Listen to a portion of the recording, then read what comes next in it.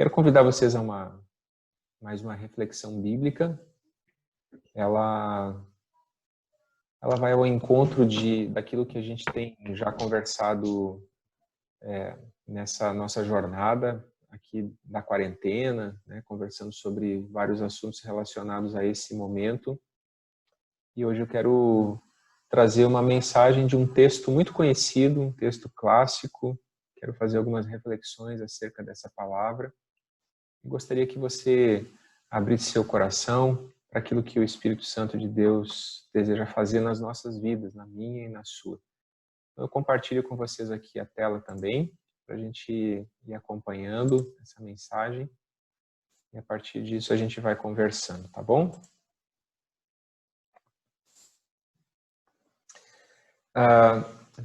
Algum tempo atrás alguém me mandou no WhatsApp, talvez outras pessoas tenham recebido, me mandou esta imagem que aparece aí.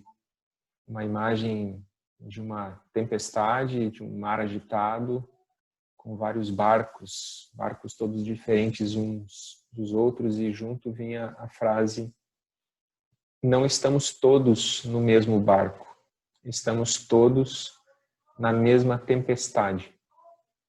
E essa imagem me pareceu muito propícia para ilustrar isso que a gente está vivendo nesse tempo, também de pandemia, porque é verdade que todos nós estamos sujeitos aos riscos que a pandemia provoca e às consequências do isolamento nos mais diferentes sentidos, mas não é verdade que nós estamos todos no mesmo barco.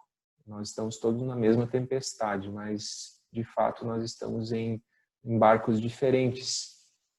E a grande maioria de nós que faz parte desse culto nessa noite, desse momento de reflexão nessa noite, há de convir comigo de que nós estamos em um barco privilegiado no meio dessa pandemia, no meio dessa situação toda que tem se abatido sobre as pessoas.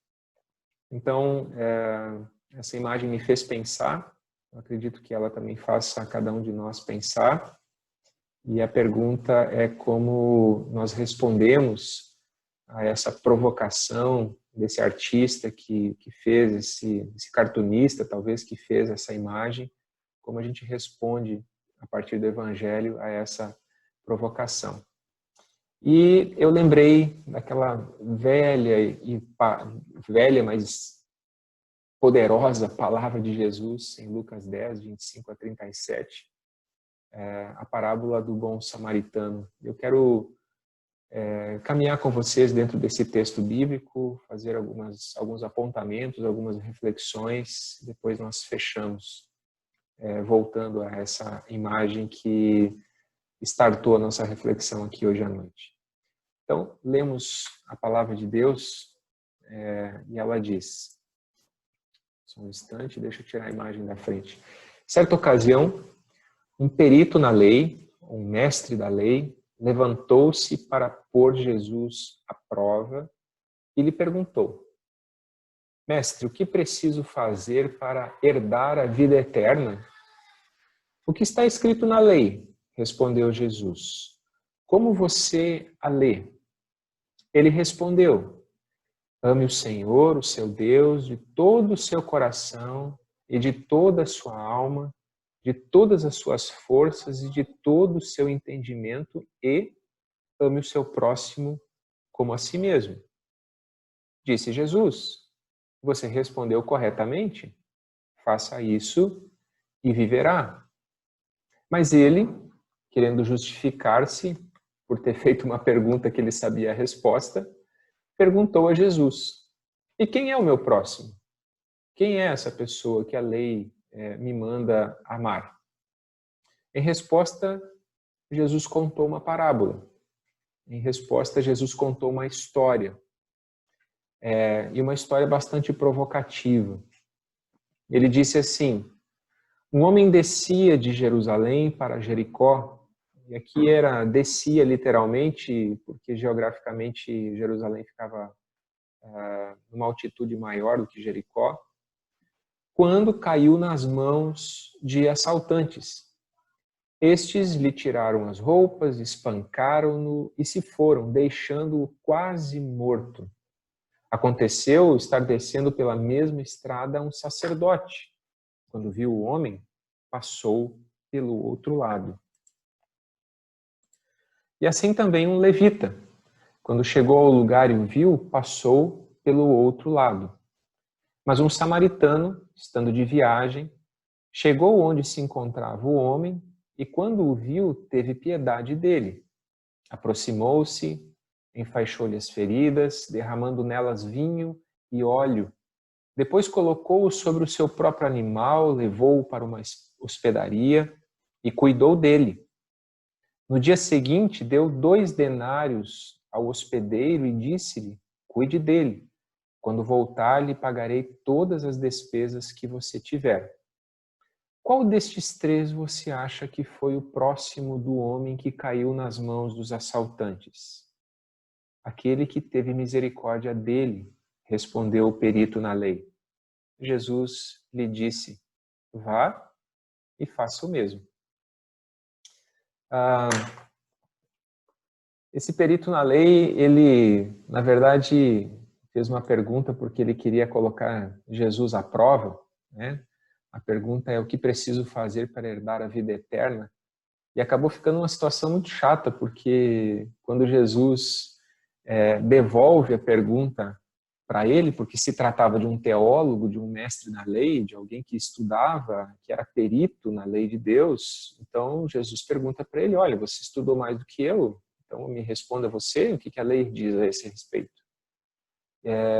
E ele foi muito feliz na resposta que deu.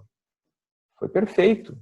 Ele respondeu com uma precisão cirúrgica a própria pergunta que ele havia feito.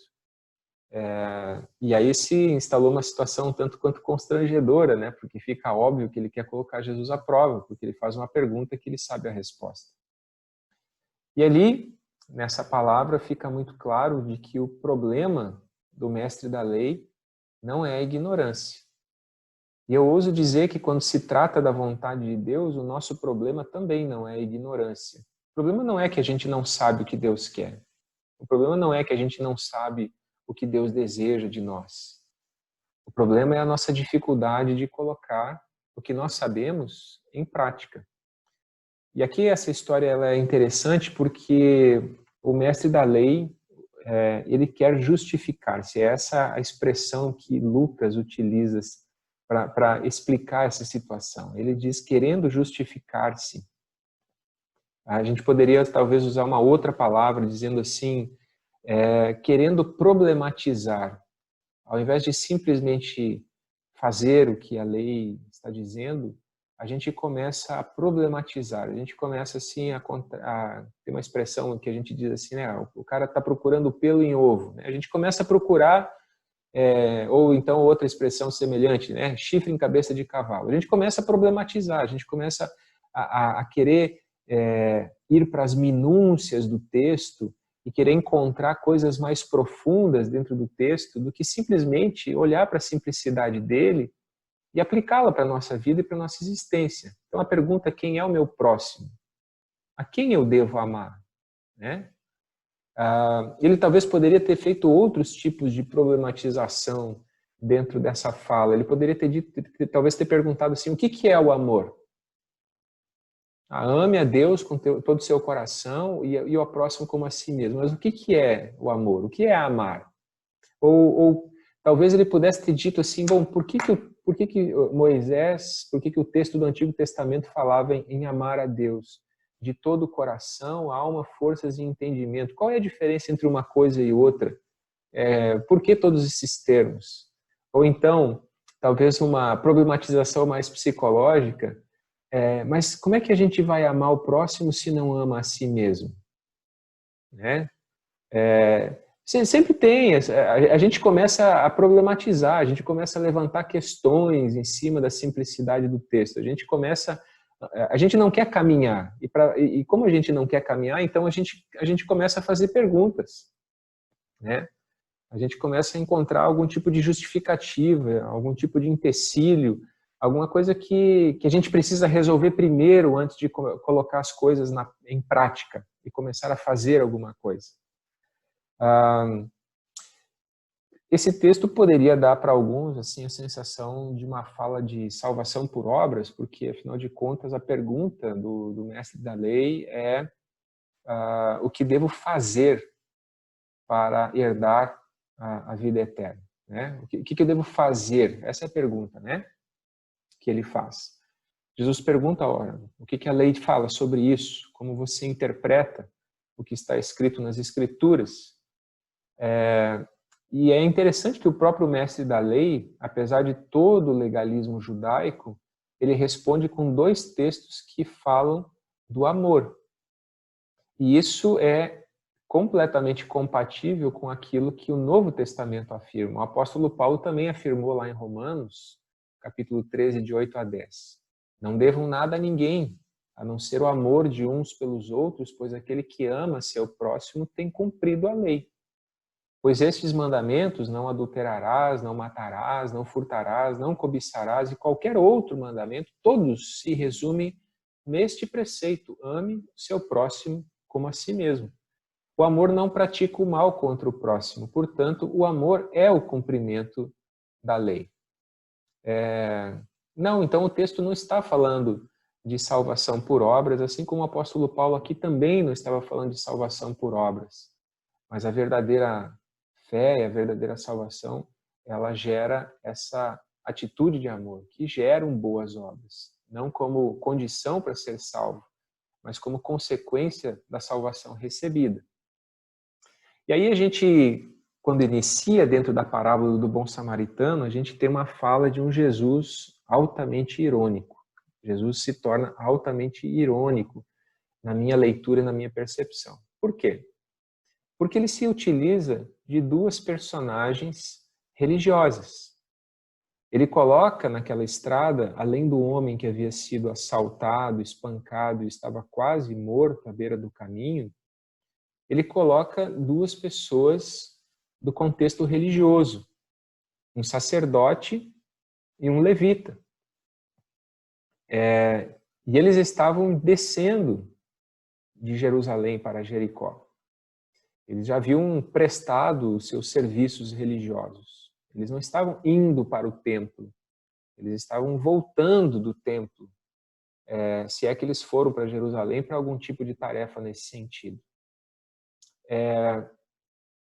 Mas eles, se vieram do templo, se eles foram prestar algum serviço religioso, tanto o sacerdote quanto o levita, o que Jesus parece estar denunciando aqui é que essa prática religiosa que foi feita no templo, ela não encontra consonância na vida.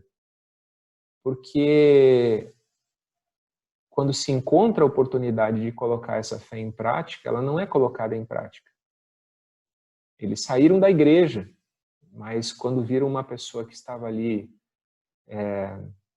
à beira da morte, que estava jogada na beira do caminho, espancada, eles passaram de largo. E talvez eles tivessem justificativas para isso. Talvez eles estivessem com pressa, eles tivessem compromissos. Talvez eles não quisessem ficar impuros cerimonialmente, por isso não quiseram tocar num homem que estava ensanguentado à beira do caminho. Talvez eles tivessem muitas justificativas para colocarem dentro desse pacote, né?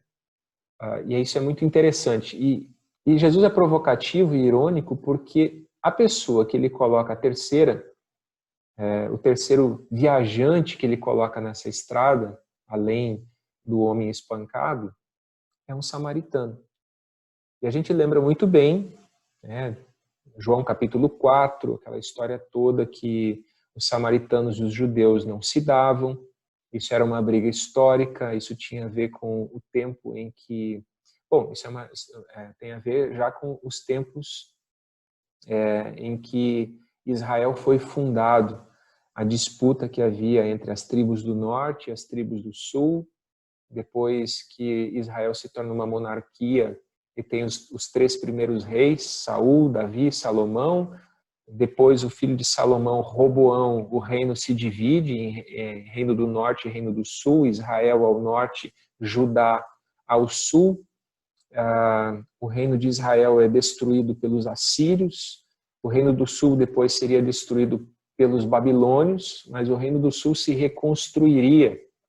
E nesse período da reconstrução, no período de Esdras e Neemias, os samaritanos se opuseram à reconstrução do templo e estiveram entre aquelas pessoas que causaram muitos problemas para que Judá se reconstruísse como uma nação depois do exílio babilônico.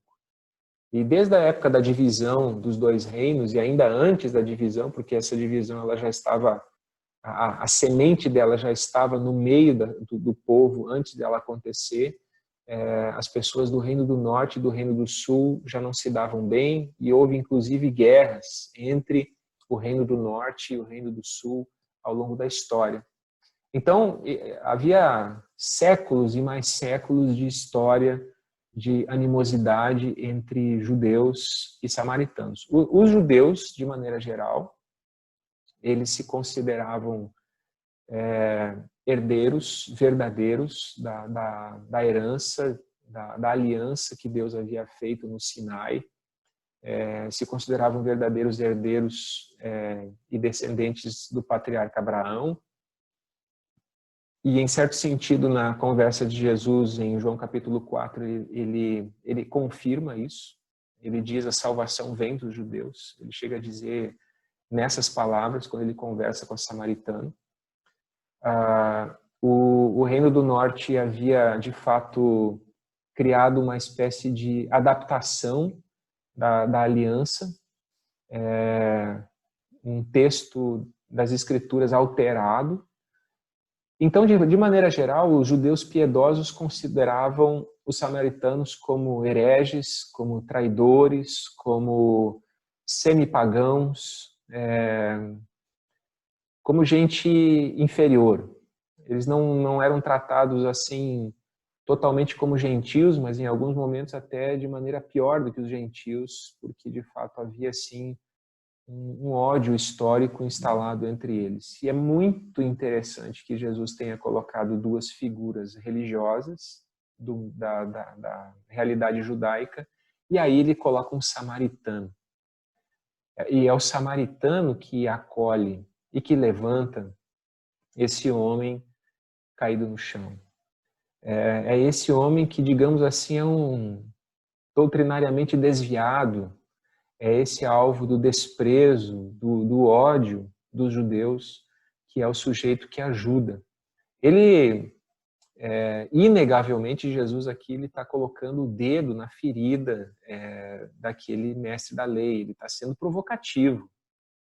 É como se ele entrasse numa reunião nossa, assim, e ele dissesse de alguma forma alguma coisa no sentido assim, olha, aconteceu uma situação com um homem na beira do caminho, e aí passou o pastor de largo, não ajuntou, não fez nada, não estendeu a mão, não se preocupou, seguiu o seu caminho, fechou o olho e seguiu adiante. Depois passou ali também, sei lá, presbítero, alguém que está há muito tempo dentro da igreja, servindo a Deus, e fez a mesma coisa.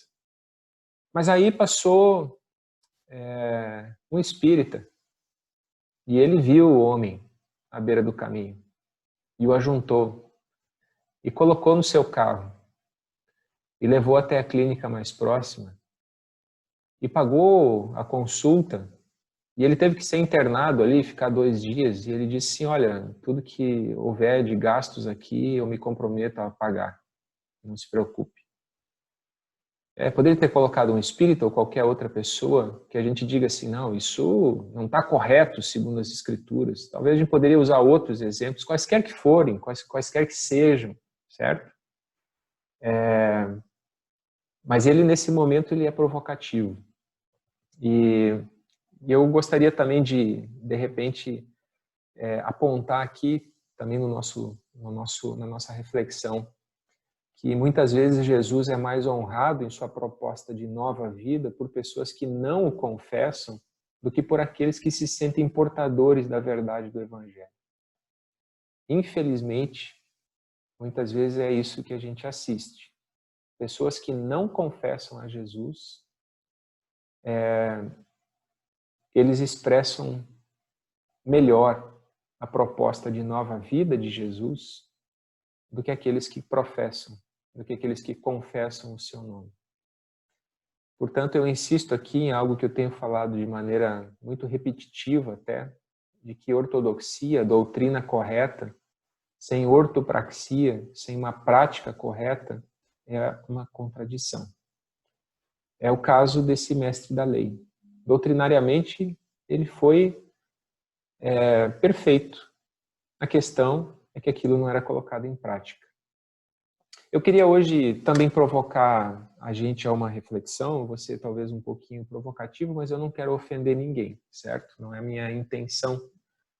Mas como terça-feira a gente vai conversar um pouquinho sobre tempos de polarização, eu também vou ser um pouco assim irônico. E eu peço paciência a vocês com a minha ironia, ok?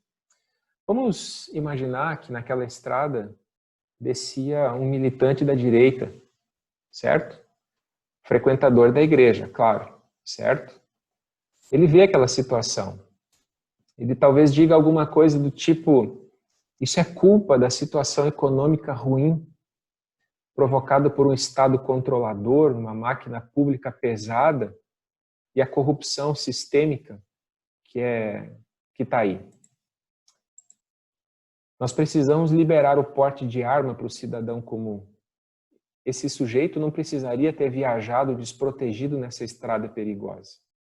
Duvido que teria sido atacado desse jeito se os bandidos soubessem que também estava armado. E como nós sabemos, bandido bom é bandido morto.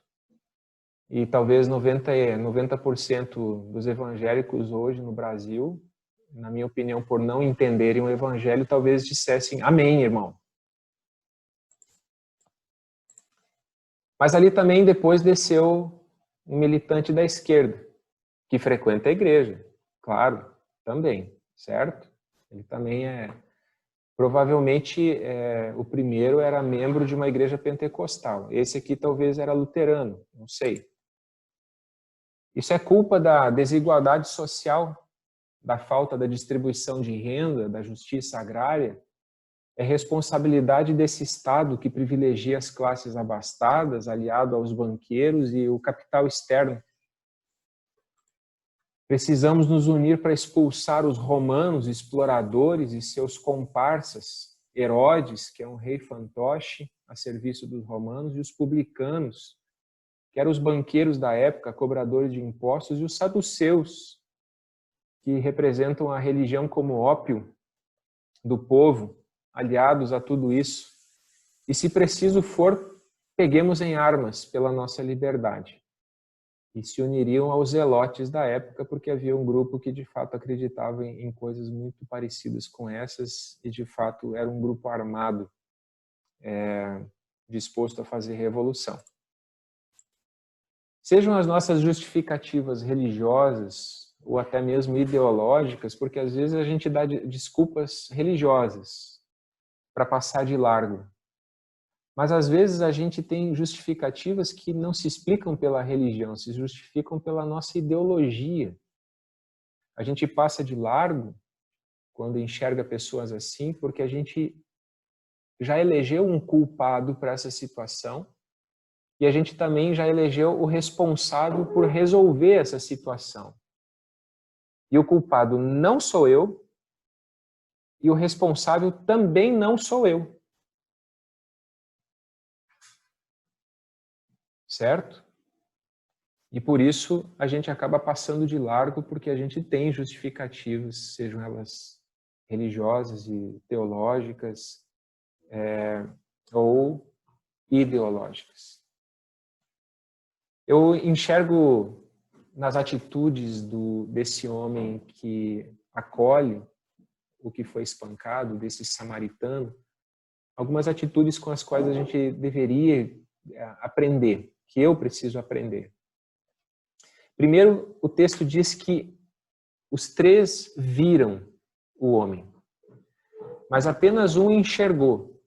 Os 3 viram, mas apenas um enxergou. Então, a primeira coisa que parece que Jesus tenta nos mostrar aqui é que a gente precisa ver e não fechar os olhos. Porque todos viram aquele homem, mas nem todos quiseram se envolver com a situação dele. Em segundo lugar, esse homem, ele precisou, depois de ver a situação, ele precisou dispor do seu tempo. O texto diz que ele estava em viagem. Ele tinha um itinerário, ele tinha um cronograma, ele talvez estava a trabalho, e ele teve que dispor do seu tempo. Ele teve que mudar o seu cronograma. Ele teve que se adaptar para poder ajudar aquela pessoa que estava ali. Ele teve que transformar a situação daquele homem numa prioridade daquele momento. E então ele tem que se redefinir, ele tem que se refazer naquele momento para que ele possa ajudar. Ele teve que dispor de tempo. E essa é uma das coisas que às vezes nos impede também de ajudarmos as pessoas, porque é uma das coisas que a gente costuma dizer: eu não tenho tempo, eu não posso, eu não consigo, outro precisa fazer. Em terceiro lugar, é importante a gente ressaltar que ele precisou gastar dinheiro. Para poder fazer alguma coisa, ele precisou gastar dinheiro. Diz ali que ele deixou com o dono da hospedaria 2 denários. Um denário era o salário por um dia de serviço. Ou seja, ele deixou lá 2 dias de serviço, 2 dias de trabalho dele, e ainda disse para aquele homem: se você tiver algum outro custo, ou o que você gastar aqui com ele, quando eu voltar, eu vou te pagar. Ele não consegue dispor do tempo de ficar ali o tempo todo. Mas aí vem uma quarta situação. Ele conseguiu envolver outras pessoas na solução desse problema. Ele não podia ficar ali na hospedaria com o homem. Ele cuidou, deu os primeiros socorros, ele fez o que estava ao seu alcance ali naquele momento. E então, ele encaminhou esse homem para outra pessoa que pudesse continuar dando o cuidado que ele precisava. Mas ele responsabilizou-se nesse processo financeiramente para que isso fosse possível. Ele envolveu outras pessoas. Como a gente diz aqui na CELT, um dos nossos valores é estabelecer parcerias, né? Ele aqui estabeleceu uma parceria. Ele entrou com os primeiros socorros, ele não podia fazer tudo o que esse homem precisava, mas ele encontrou então um parceiro, uma ajuda, uma hospedagem, onde ele pudesse ter esse cuidado adiante. Porque lembrando que naquela época não haviam hospitais, né? Então, foi isso que ele fez. Hoje nós levaríamos uma pessoa assim para um hospital, mas naquela época não haviam hospitais. Bom, eu vou encerrando essa mensagem dizendo: queridos, de fato nós não estamos todos no mesmo barco. Nós estamos todos na mesma tempestade. E ao invés de perguntar quem é o meu próximo, Jesus faz com que nós perguntemos de quem nós estamos próximos. Quem são as pessoas que estão ao nosso alcance, que estão precisando da nossa ajuda e do nosso socorro? Quem que a gente está vendo e que realidades Deus tem nos permitido perceber e enxergar e que a gente pode fazer alguma coisa. Talvez nós não possamos fazer tudo, mas aí vem as parcerias, aí vem as situações que se colocam diante de nós, que a gente pode envolver outras pessoas. Sozinho é difícil causar impactos grandes, mas quando a gente envolve mais pessoas, isso pode ser um impacto aumentado. Ao invés de perguntar quem é o culpado, Jesus nos pergunta o que você pode fazer. E aqui não é um desestímulo para que a gente faça uma exegese da cultura, de que a gente procure entender quais são as raízes da injustiça que reina no nosso mundo. Não é um desestímulo nesse sentido. o que eu quero incentivar é de que a gente não fique apenas nessa reflexão interminável de quem são os culpados e de quem é a responsabilidade de fazer alguma coisa. O Evangelho, de maneira simples, ao invés de nos chamar para toda essa problematização, Jesus está simplesmente nos perguntando o que você pode fazer num primeiro momento. Essas outras grandes questões estruturais, elas estão no nosso horizonte, a gente quer discutir sobre elas também, a gente quer contribuir acerca dessa discussão, e isso é importante. Ninguém está desprezando essa discussão aqui. A questão é que a gente não pode ficar perdido nessa discussão intelectual enquanto as pessoas estão debaixo do nosso nariz, precisando de ações. Ambas as coisas precisam caminhar lado a lado. Eu acho importante dizer que Jesus nunca olhou para Roma ou para Jerusalém com expectativa que de lá viessem as soluções para um mundo novo. Jesus nunca, em momento algum, pensou assim, o dia que não for mais Herodes o rei, o dia que o domínio de César cair. Jesus nunca, em momento algum, ele expressou esse tipo de expectativa. Ele preparou um grupo de pessoas para serem sal e luz do mundo. E o chamado do Evangelho continua sendo esse para nós. Nossa expectativa, enquanto eu preparava essa mensagem, eu lembrei de uma canção. Eu acabei me esquecendo de sugerir que, de repente, o pessoal do louvor pudesse cantar ela com a gente, mas fica para uma próxima, talvez. Logo que eu conheci o Evangelho, uma das primeiras músicas que eu cantava, que eu gostava de cantar e que eu aprendi, inclusive, a tocar na época no violão, foi a música Palácios, do Rebanhão. Se alguém aí quiser procurar no YouTube depois, fica à vontade. Mas um dos versos diz: não se acende a luz do sol nos 220 volts dos palácios de Brasília. E eu continuo afirmando isso. Não se acende a luz do sol nos 220 volts dos palácios de Brasília. A minha esperança não está em Brasília. Não sei a sua, mas a minha não está em Brasília. Ai. Mas nós parece que temos uma expectativa grande de que, às vezes, alguns de nós parecem ter uma expectativa grande de que o mundo vai ser transformado a partir de lá. O Evangelho me diz que não, mas cada um que leia com a inspiração que o Espírito lhe der, ok? Uma coisa é certa: a tempestade que se abate sobre o mundo não provoca o mesmo impacto em todos nós. A gente lutando para sobreviver em jangadas que se desfazem enquanto outros se divertem com as ondas em seus barcos seguros. E isso nos diz respeito. Jesus, por meio dessa parábola e de tantas outras palavras dele, isso nos diz respeito. Nós não podemos ficar indiferentes a isso, a esse fato, a essa realidade. E a gente precisa,